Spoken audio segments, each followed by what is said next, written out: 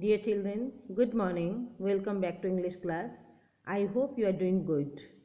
Students, in the last class, we have already completed the explanation of first three stanzas of the poem How to Tell Wild Animals by Caroline Wells, along with the new words, rhyme scheme and poetic devices used in these three stanzas. Let's have a glance at today's content.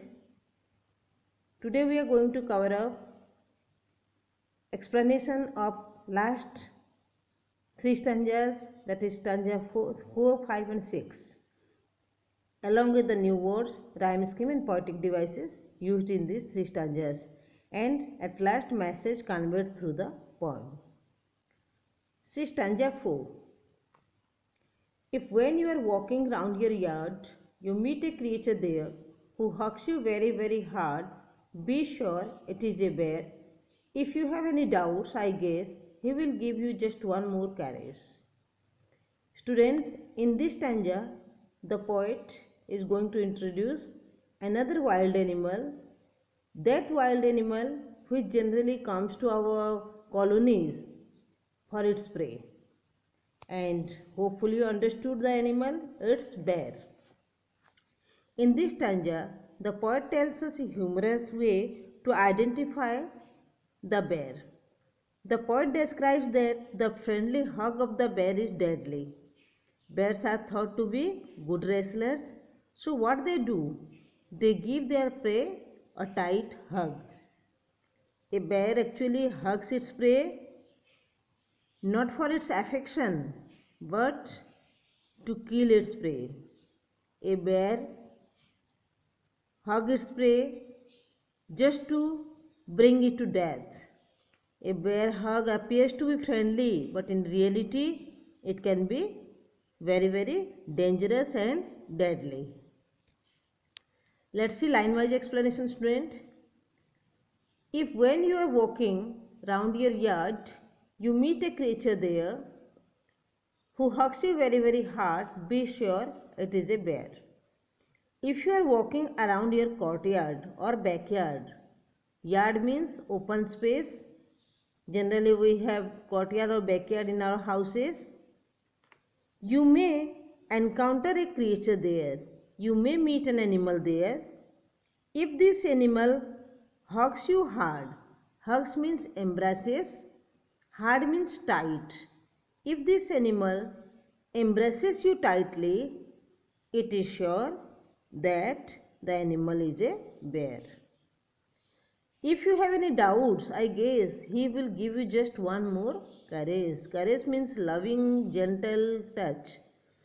If you are still in a doubt about it, about this animal, he will give you another loving touch. He will give you another tight hug. Thus, students, a bear hugs its prey tightly and puts him to death. So, in this stanza, this way the poet wants us to be very careful of a bear and to identify a bear. Let's see the rhyme scheme. See students, yard in the first line is rhyming with hard in third line. We have given A. There in second line rhyming with bear in fourth line. We have given B. And last two lines guess is rhyming with caress. So CC given. Thus the rhyme scheme of this stanza is ABCC. Poetic devices used are enjambment in the first two lines and last two lines, because there is no punctuation mark after yard and there is no punctuation mark after guess. I told you, if a thought flows without any pause, without any punctuation, it is enjambment. So enjambment is used here. Apart from this, alliteration is used in the very first line when walking. W sound words and both the words are closed, placely closed. So alliteration is there. Hopefully students, you understood the rhyme scheme of the stanza is ABCC. Poetic devices used are enjambment and alliteration. Let's move to the next stanza, stanza 5. Though to distinguish beasts of prey a novice might none plus, the crocodile you always may tell from the hyena thus, hyenas come with merry smiles, but if they weep they are crocodiles. In this stanza, the poet is introducing us with two more wild animals. These are hyena and crocodiles. In this stanza, the poet shows us the humorous but dangerous ways to distinguish beasts of prey like hyena and crocodile. The poet warns us not to wait for a hyena to laugh and a crocodile to weep because they are deceptive. Let's see line-wise explanation, students. Though to distinguish beasts of prey a novice might none plus, the crocodile you always may tell from the hyena thus. Distinguish means differentiate. Beasts of prey means those animals who hunt or kill other animals for their food.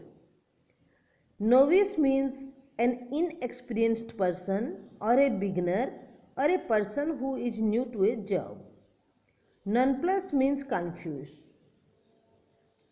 So in this stanza, the poet says, a novice, an inexperienced person, may not be able to distinguish between wild animals and beasts of prey. He might get confused, but it will always be quite easy to distinguish between a crocodile and hyena.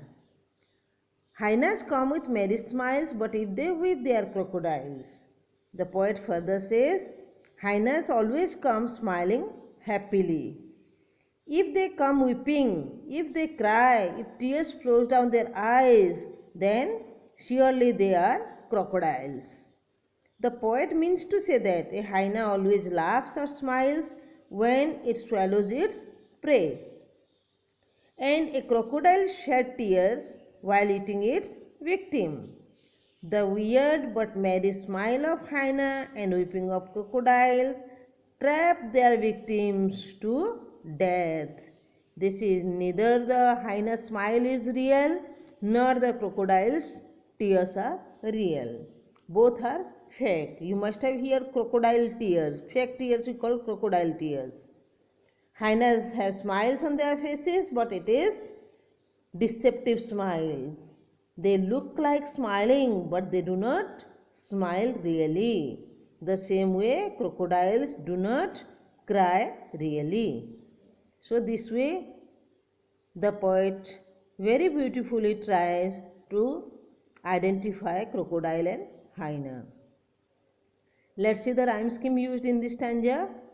Prey is rhyming with may. We have given a, none plus along with thus. We have given bb. Smiles along with crocodiles. We have given cc.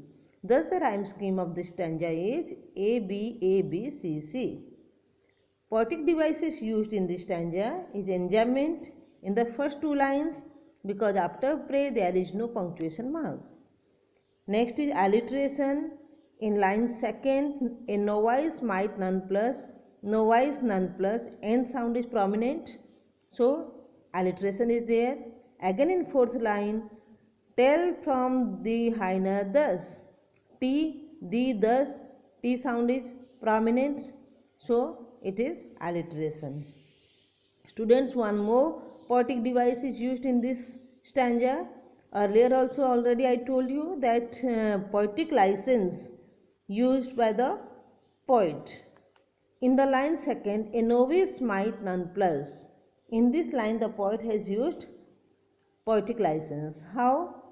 A novice might none plus, deliberately it is written incorrect to maintain rhyme effect to of none plus with thus in fourth line.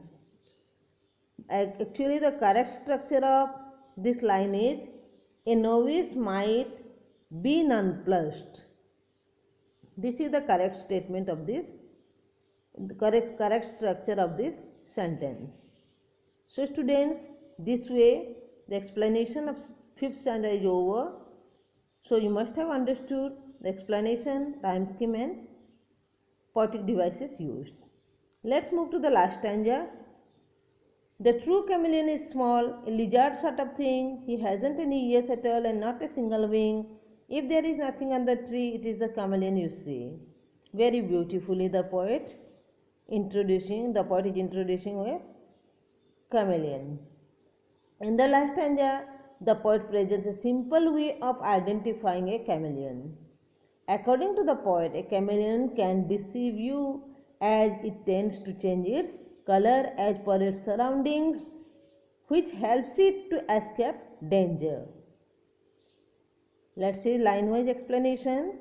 The true chameleon is small, a lizard sort of thing. He hasn't any ears at all and not a single wing.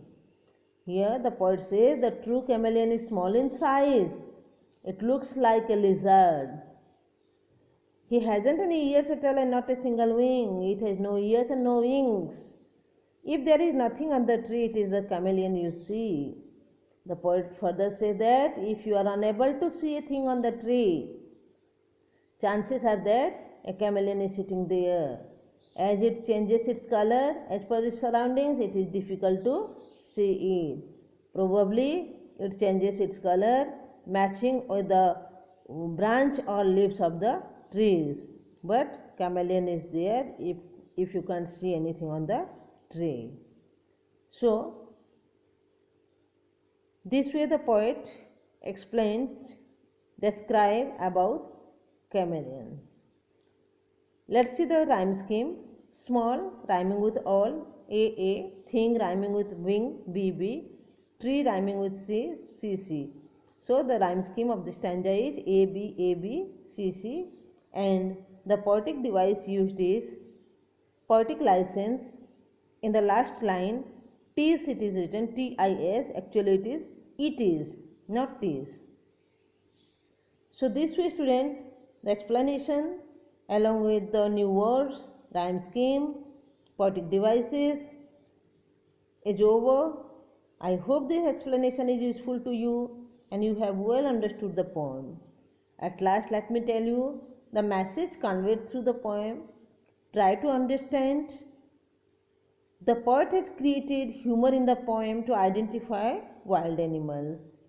The funny description of ferocious animals entertains us and rejuvenates our troubled spirits.